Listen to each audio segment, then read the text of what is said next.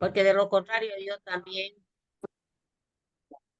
quito mi cámara y no creo que sea bien. Entonces, se tiene que llevar a cabo una serie de reacciones químicas desde la saliva, en el estómago, en la segunda porción del duodeno, para que todos los alimentos se conviertan en estructuras básicas. Solamente así pueden pasar a la sangre para que viajen en ella a través de, a través de las proteínas plasmáticas. ¿Qué son las proteínas plasmáticas? Todas aquellas estructuras químicas orgánicas que se encuentran en el plasma de la sangre que van a servir como transportadores. Ahí tengo la albúmina, globulinas, fibrinógenos, pero aquí hay que memorizarlos esto. Albúmina para las sustancias de pH ácido. Alfa-1 globulinas para sustancias de pH básico. Las lipoproteínas para las grasas, los lípidos. Y los dan y les van a llevar de paseo por toda la sangre hasta las células que tengan receptores.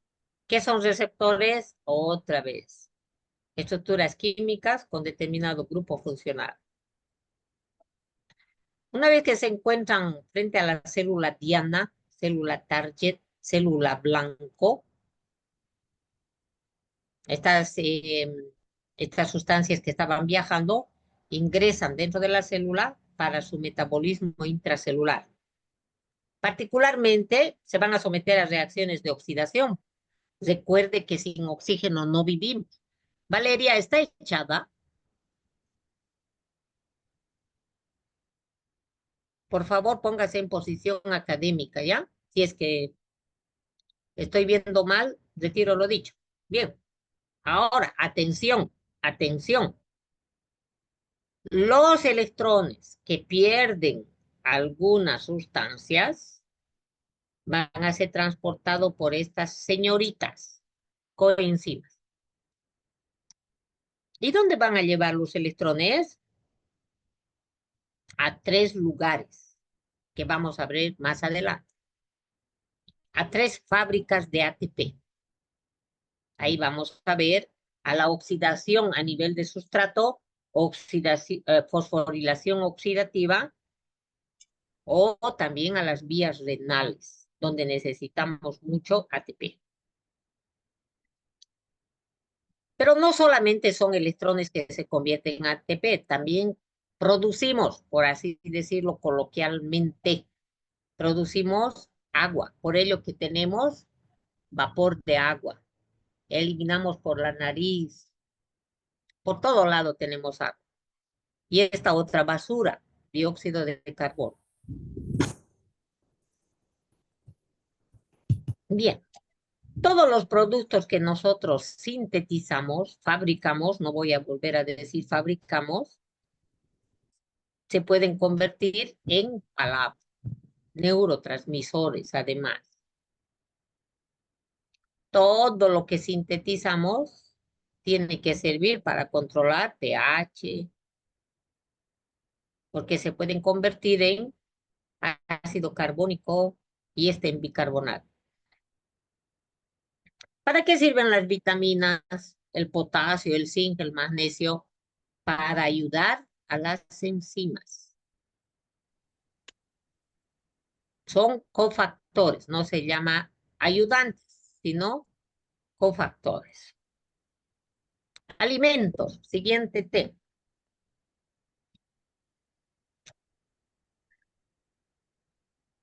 Tres grupos de alimentos, los más importantes. Proteicos, reguladores y energéticos. Tienen que memorizar jóvenes para toda su vida. ¿Qué son proteínas? Sobre todo los de origen animal. Fíjense, fíjense. ¿Qué tengo aquí? Un pollo, un pescado, huevos, mantequilla, todo es animal. Aquí deben de colocar, por favor, añadan con una flecha aquí. Aquí están los garbanzos, las leguminosas. Añada aquí, leguminosas. Ya buscará ejemplos de leguminosas, usted, haba, poroto, soya, frijol. Energéticos. Estos productos son casi todos de origen vegetal. Los macarrones, arroz, granos. Los granos, los cereales son energéticos, pero tienen un poquitín de proteínas. Ahí van a investigar qué es el gluten. Voy a anotar.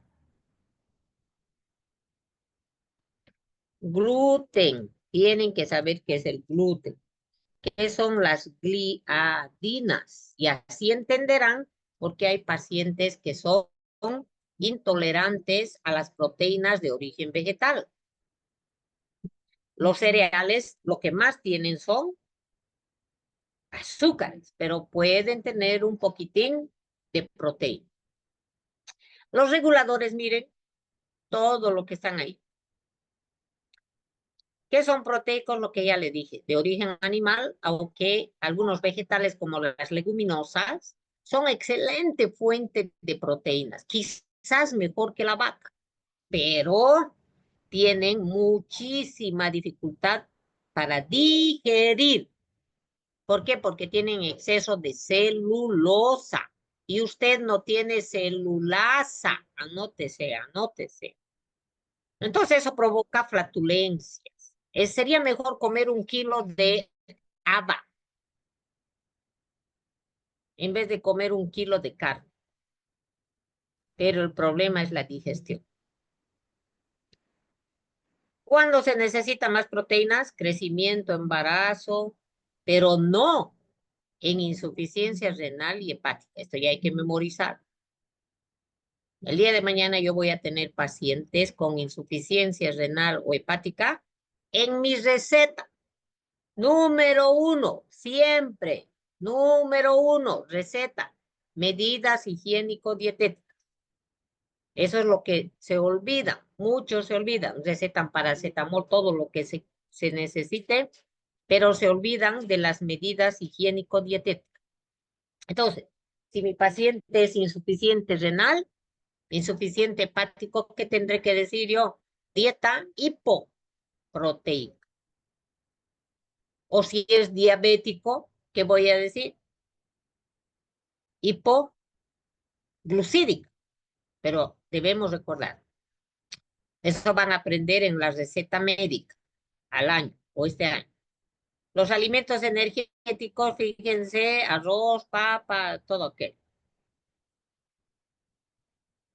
Cuidado que a su paciente le ponga, necesita más alimentos energéticos. Por favor, tiene que ponerle más papa, más yuca, más esto, más allá, dependiendo también del nivel de su paciente. Reguladores para evitar el estreñimiento. Fíjense que en Santa Cruz es el motivo de consulta más frecuente. Y la gente mal asesorada no va a un médico de la Gabriel. Ay, aunque ya no debo decir eso. Entonces, solamente le administran laxantes. Entonces, mientras tiene laxantes, hacen 2. Hoy día, dentro de 2 días, otra vez se estriñe. Esa no es la solución. ¿Cuál es la solución? Más fibra, más alimentos. Por eso las medí. Yo tengo un paciente estreñido, le doy la receta. ¿Qué tengo que poner? Número 1, tengo que poner dieta abundante en fibra vegetal. Y tengo que decirle, tiene que comer más verdura, más fruta. De lo contrario, el que se estreñe crónicamente va a formar fecalomas. Es un desastre. Luego hay que operar a estos pacientes y como ha muerto parte del tejido del intestino, está con necrosis y entonces hay que ponerle una bolsa con colestomía. Tiene que salirle ahí un drenaje para que vaya haciendo caca a una bolsa, porque parte del tejido murió. ¿Eh? 65% de azúcares y todo lo demás, 10 de lípidos. Ese es el porcentaje ideal de un plato. Pero el plato de cada uno de nosotros debe ser chiquitín, no un platote, ¿sí? Porque de lo contrario vamos a ir convirtiendo los azúcares en grasa y va a aumentar la cintura abdominal. Y con esto el riesgo de las dislipidemias y de la temible diabetes. La mayoría de los xenobióticos, de los medicamentos, son metabolizados, pero algunos no, muchos no, como estos medicamentos. Entran y salen sin cambios, no entran a la sangre, ¿ya? Por otra parte, los xenobióticos liposolubles. ¿Qué quiere decir? Que se llevan bien con la grasa, se almacenan en la grasa o el calcio en el hueso. ¿Dónde se lleva a cabo esta biotransformación? Retículo liso. No es tan liso, tiene microsomas. Y en estos microsomas, ¿qué es esto? Cuerpos microscópicos. Están los citocromos. ¿Qué es citocromo? Conjunto de enzimas.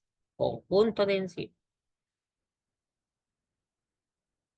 Entonces aquí este párrafo, jóvenes, que es lo más importante, donde se lleva a cabo la biotransformación o metabolismo.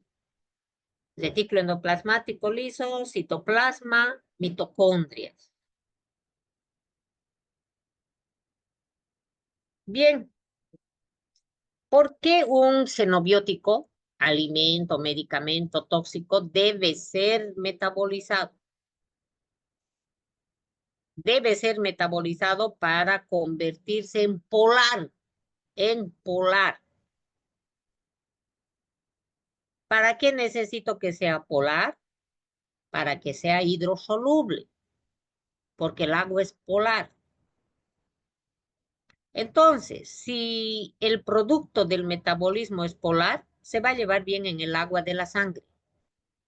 Y la sangre lo va a llevar por todo lado, de paseo, hasta que llega al riñón. Y el riñón está para eso, para detectar qué sustancia es descartable, qué sustancia es basura. Y entonces, ¿qué va a hacer? Lo va a sacar de la sangre y lo va a tirar al agua de la orina. Entonces, esto es fundamental que se entienda. ¿Por qué tenemos metabolismo? ¿Por qué tenemos biotransformación en nuestro cuerpo? Porque todo lo que entra debe convertirse en polar para que sea hidrosoluble, para que viaje cómodamente en el agua de la sangre y luego salga por el agua de la orina. Esto es fundamental. Pero en la biotransformación, mis enzimas son interesadas. Le quitan sus anillos a estas sustancias, sus joyas. ¿Cuáles son las joyas? Los electrones, que se van a convertir en ATP. Sustancia que entra, sustancia que debe ser metabolizada y debe ser extraída de sus joyas, sus electrones. Pero a veces esto es contraproducente, como en el caso de los tóxicos. Mejor era que entraran y salieran tal como entraron. Pero lamentablemente nuestro cuerpo, nuestras enzimas, ven o no algo e intentan biotransformar. Muerte. ¿Qué es la muerte? Hay muchos criterios para poder conceptualizar. ¿Qué es muerte? Cuando una persona o un pariente llora porque muere su pariente. Hay muchas acepciones. Desde el punto de vista jurídico, la muerte es cuando desaparecen los derechos, las obligaciones, la personería del natural. Para nosotros, la muerte es el desequilibrio, la pérdida de equilibrio entre ATP y ADP. En la muerte aumenta el ADP, aumenta el ADP. y no puede convertirse en ATP porque para ello se necesita oxígeno y la persona ya está muerta, no puede meter oxígeno. ¿Por qué debe estudiar bioquímica? Porque cada vez el tratamiento de las enfermedades intenta ser menos invasivo. Y para que sea menos invasivo, para que no haya acto quirúrgico, para que no haya drenaje, para que no haya extirpación, necesitamos conocer más la parte molecular. Ay, me dio mareo. La parte molecular, que es lo que vamos a intentar hacer. Es importante que sepan que en la medicina ortomolecular, orto quiere decir equilibrio. Esta es una especialidad que intenta, que estudia, que relaciona salud con el equilibrio del sodio, del potasio, de todas las estructuras. Es decir, esta especialidad indica que el cuerpo no va a tener enfermedad cuando tenga lo que debe de tener en las concentraciones fisiológicas. En esta área de la medicina ortomolecular destaca este proyecto. Van a leer, por favor, en qué consiste, para qué se lo hizo. 2003. Se determinó la secuencia de los nucleótidos y cuando fallaba el orden, la secuencia, se detectaba qué partecita estaba con fallo. Y eso se lo relaciona con patologías como el Alzheimer, la esquizofrenia, la adicción a las drogas. Las patologías genéticas son por fallos de los genes, fallos en el orden, en la secuencia o en los cromosomas, pudiendo ser hereditarias o no. Ahora, estas genéticas, fíjense aquí, les he puesto enfermedad de Huntington, no queda otra cosa que leer. Defecto en el cromosoma 4. Síndrome de Down, cromosoma 21. Fibrosis quística. ¿Qué es la fibrosis quística? Cuando me falla esta proteína reguladora de la conductancia a través de la membrana, ¿no? Por lo tanto, esta persona no va a sudar, no va a tener moco ni ácido clorhídrico fisiológico. Se van a tapar los poros. ¿De dónde? Del pulmón, páncreas. A leer, jóvenes, a leer, a leer. Usted tiene que escribir su historia. Distrofia muscular de este autor. Fallos en el cromosoma X y no se puede sintetizar esta proteína, distrofina. Por eso se le da el nombre de distrofia. Anemia falciforme o drepanocítica. Cromosoma 11. Un solo cambio. Ácido glutámico de 5 carbonos por esta valina, por este aminoácido. Y entonces los glóbulos rojos van a tener forma de media luna. Alzheimer, mutaciones en estos cromosomas. Muy relacionado con este prión, que lo vamos a ver más adelante. Bien, hay que ver, jóvenes, revisen esto, animales, vegetales, knockout, knockout. Y aquellos que tienen sitios directamente mutados para relacionarlos con enfermedades. Dense una vuelta que es proteómica, que es metabolómica. Son especialidades de la bioquímica que intentan determinar qué tipo de proteínas está fallando en este enfermo para poderle administrar el medicamento A o B y ya no solamente el medicamento A que lo hacemos de costumbre. Metabolómica, estudio del metabolismo. Cada paciente tiene un metabolismo diferente y puede metabolizar los medicamentos de diferente manera.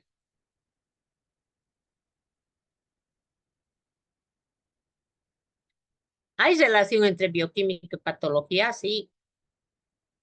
El ideal es de que todo funcione correctamente. Así habíamos visto el primer párrafo, ¿se acuerda? ¿Qué es bioquímica? Ciencia que estudia los compuestos químicos del cuerpo humano, coma, sus interacciones, y que cuando están en equilibrio, es decir, en el estado orto, esa vida va a ser saludable.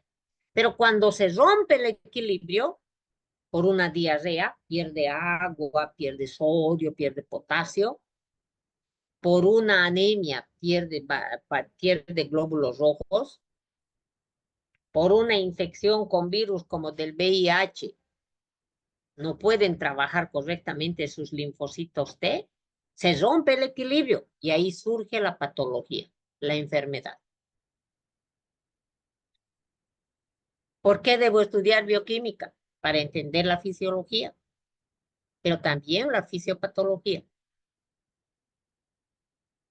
Y de esta manera evitaremos recetar toda la vida diclofenaco, diclofenaco, diclofenaco y después diclofenaco. Se tendrá que dar con la causa y no solamente hacer el tratamiento sintomatológico. ¿Ya? Este libro maravilloso lo tenemos en la biblioteca. Revísenlo, el de Baines, que es otro libro bueno.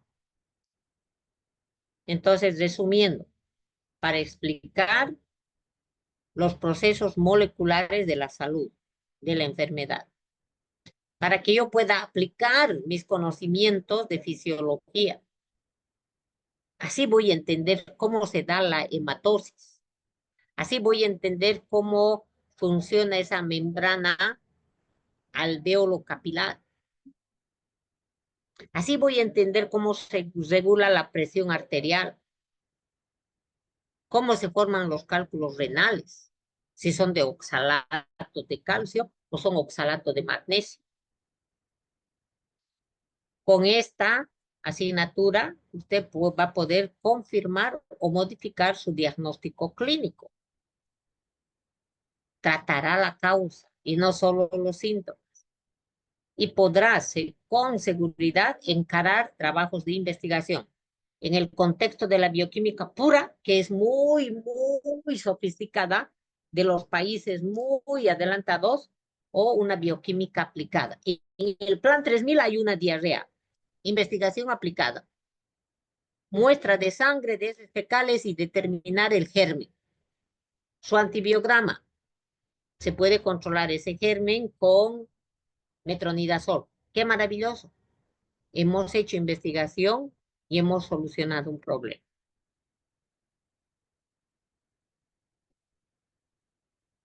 Con bioquímica, nuevos antibióticos, nuevas sustancias, con esta ingeniería genética. A través de ella se ha trabajado con el material genético de la pobre Escherichia coli. Se le quita su ADN, se corta un trozo, se bota ese trozo y se introduce para sustituirlo otro fragmento del DNA del hombre. Ese fragmento del hombre tiene la información para fotocopiar insulina. Y entonces ahora tenemos Escherichia coli en sus medios de cultivo con bastante glucosa, con bastantes vitaminas, televisión por cable, se les da Coca-Cola, música y ellas lo único que hacen es sintetizar insulina, insulina y insulina y todo por ingeniería genética. Las células madre para producir factores de crecimiento celular. Hoy en día está de moda medicina regenerativa. Cuando tenga su hijo, nace y se guarda el cordón umbilical, porque este cordón tiene células madre. ¿Qué son células madre? Nosotros tenemos célula madre. Son aquellas que se pueden convertir, transformar en cualquier tipo de célula. Y entonces, cuando una persona nace, guarda su cordón umbilical, y si en 40 años tiene, no sé, problemas con la síntesis de melanina, Entonces se le hace el injerto de del tejido que se cultive con las células madre que tenía almacenado, se le va a hacer el injerto y nuevamente esa persona va a volver a sintetizar. Hoy en día se trata de eso, con el tema de la medicina regenerativa ligada a las células madre. Es así que, y esta es su tarea que le va a apasionar, esta es tarea que va a entregar a sus auxiliares, no será para mañana porque es muy temprano, eh, hágalo para el lunes, pero nadie le va a pedir, usted tiene que dárselo. Y mucho mejor si se queda con una foto de que está entregando. Miren eso, van a leer qué es el paciente Berlín. Seguramente varios lo saben. Este es un paciente que tenía VIH, SIDA, ya no VIH. Primero es VIH y luego, si no se controla, avanza hasta el SIDA. Tenía SIDA, se iba a morir. Pero además llegó a tener, no recuerdo, otra patología que podía ser tratada con un trasplante de médula ósea. Su amigo, qué bueno tener amigos así, que dijo, yo le voy a donar mi médula, somos compatibles. Y varios médicos le dijeron, pero ¿para qué? Si igual se va a morir con SIDA. No importa, yo quiero que esté tranquilo. Le hicieron el trasplante y el paciente de Berlín empezó a mejorar cada día, hasta ser normal como lo era hace 20 años. Le hicieron los análisis correspondientes y no tenía virus del VIH. ¿Qué tal? Entonces, investigaron que el donante, el donador, tenía células madre en su médula ósea que determinaba la síntesis de linfocitos T sin receptores para el virus de VIH. ¿Se entiende? Otra vez, el donante tenía células madre que programaba la síntesis de linfocitos T que no tenían receptores para el virus. Entonces, cuando se le hizo el trasplante, esas células que hacían fabricaban linfocitos T sin receptores. Y entonces el virus que estaba ahí no tenía dónde meter su llave. No había cerradura, no había receptor. Y entonces el virus se quedaba fuera del linfocito y moría de hambre. Y no podía encargar la síntesis de sus estructuras a la maquinaria bioquímica de los linfocitos. Y en el espacio extracelular murieron los virus. No pudieron tener bebés. Entonces, vea, entérese, busque. Pacientes de Londres, segunda persona. Düsseldorf, tercera persona. Y Nueva York. Debe haber más. Eso no lo he actualizado del año pasado, pero esto es apasionante. Y me apasionó tanto como hace 4 años cuando asistí a un congreso en Colombia, donde me enteré de todos estos detalles. Y hoy en día los grandes médicos bioquímicos están estudiando en relación a las células madre para todo tipo de patología. Pero esto es maravilloso, ¿no? Bien, cuerpo humano, su composición química. Otra vez, compuestos orgánicos y los inorgánicos. Los orgánicos, macromoléculas, palab. Micromoléculas, las sales, que son inorgánicas, oligoelementos. Pero cuando hablamos de elementos biógenos, otra vez hay que separar. Genos, ¿qué es? Origen. Los elementos que originan vida. Y entonces, estos biógenos, miren, ¿cuántos elementos son? ¿Cuántos elementos son? 26, corrijan, por favor.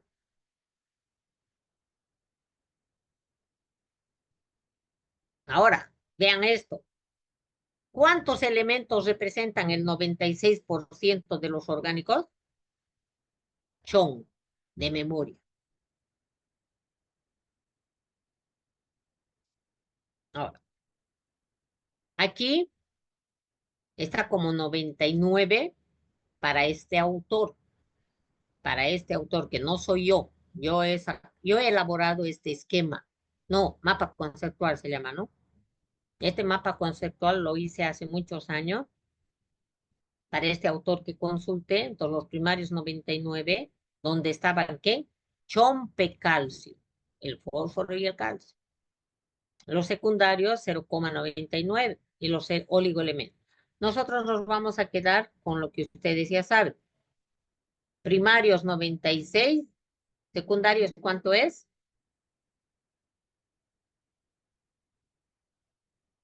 3,6 y oligoelementos ¿cuánto es?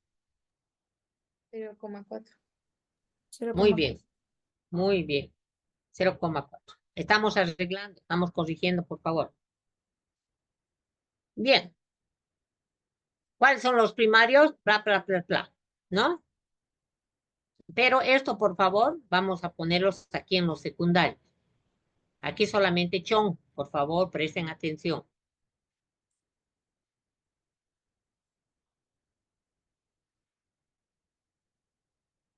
Porque es otro el criterio con el que se está clasificando. ¿Cuáles son oligos? Los que están en pequeña, flúor, manganeso, cobalto, el cromo, no nos olvidemos para el trabajo de la insulina. ¿Mm? Lo que queda aquí, solamente ver, ¿no? Oligoelementos, silicio. Es un compuesto, un elemento, perdón, elemento que está en el 21% de la Tierra.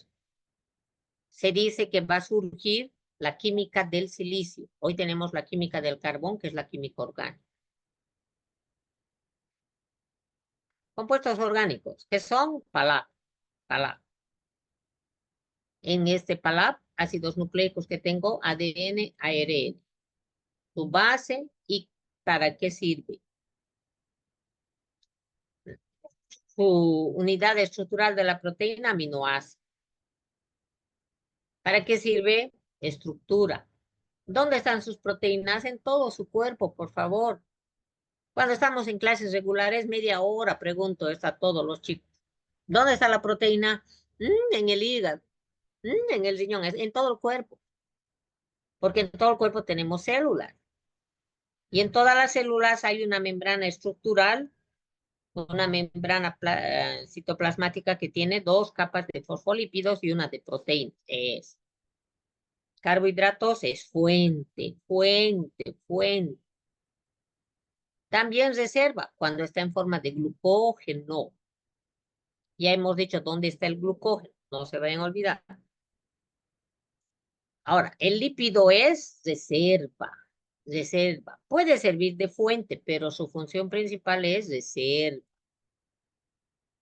reserva. Agentes inorgánicos, el agua es el más importante. ¿Y qué hay en el agua? Pescados, peces, mejor. ¿Qué son los peces? Inorgánicos, los elementos. Los más importantes que yo debo saber es este. Calcio, potasio, cloruro, falta aquí, por favor. ¿No? Cloruro.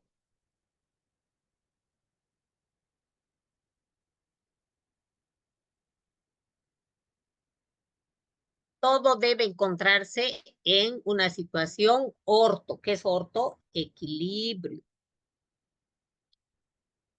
Este fenómeno, este estado en el que se encuentra el cuerpo se llama OME. OME es igual. Todo está en equilibrio. Para esto tenemos sistemas de retroalimentación positivos y negativos. Inorgánicos. Hay que memorizar, jóvenes, calcio, hueso, dientes, coagulación, fisiología nerviosa y ayudante de muchas enzimas. Esto es lo más importante que debo recordar. Porque su mamá sabe, su mamá que no es profesional sabe, para huesos, para los dientes, sabe. Pero usted tiene que saber coagulación, trabajo nervioso y reacción enzimática. Carbono. La cadena, el esqueleto de carbono es importante para las biomoléculas. Cloruro. Es mejor llamarle cloruro. El cloro es muy venenoso. Fósforo, ATP. Y para activar las moléculas, fíjense, habíamos visto, ¿no ve? La glucosa necesita estar fosforilada. Muchas estructuras necesitan estar fosforiladas. Magnesio, casi todas las enzimas de la glucólisis quieren de ayudante al magnesio. Por ello que cuando llega un enfermo aquí a mi clínica, suero con magnesio. Y la persona sale, qué bien estoy, doctora. Solamente yo le he dado magnesio para que trabajen bien sus enzimas de la glucólisis. Y además le pongo suero con glucosa. Mucha glucosa para que pueda ingresar a la glucólisis con magnesio. Nitrógeno, proteína. Y el potasio para que trabaje la bomba. ¿Dónde está la bomba? En las células. Bomba de sodio y potasio. Esta bomba es tan importante para la neurona, para que el potencial de reposo de la membrana de la neurona se convierta en un estímulo y me dé un potencial de acción. Ustedes saben que las señales nerviosas en la neurona se llaman potencial de acción. De menos 40 se irá hasta menos o hasta 40, 70. Y contracción muscular. Es muy frecuente en nuestro medio que la gente que se ha deshidratado y ha perdido potasio llegue a la consulta médica. No sé qué me pasa, no puedo mover. Primero no movía mi dedo gordo y ahora pasan 12 horas y no puedo mover hasta la rodilla. Falta de potasio. Pero el potasio es muy venenoso. No se puede administrar potasio si no es con laboratorio. ¿Cuánto es la concentración plasmática del potasio? Ya tiene que saberlo. 3,5 a 5,3 miliequivalentes por litro. De memoria del fósforo, magnesio, sodio. Hierro, citocromo. No es solamente hemoglobina. Yodo, T3, T4, zinc. Metabolismo de ácidos nucleicos. El cobre, el selenio. No queda otra cosa, Jorge. Espero que les haya gustado. Se va a cortar en cualquier momento. Vamos a dejar aquí para sí. Vayan leyendo por adelantado, jóvenes. Están viendo que si no leen por adelantado, va a ser un fracaso esto. ¿De acuerdo? Les agradezco su atención. Por favor, no duerman. Si acaso vayan, coman algo, tienen que amanecerse leyendo. Por favor, les ruego. Hagan sus sinópticos, memoricen y mañana me preguntan cualquier duda. Bendiciones, chicos. No se asusten, pero tienen que leer. ¿Ya? Chao. Abrazos.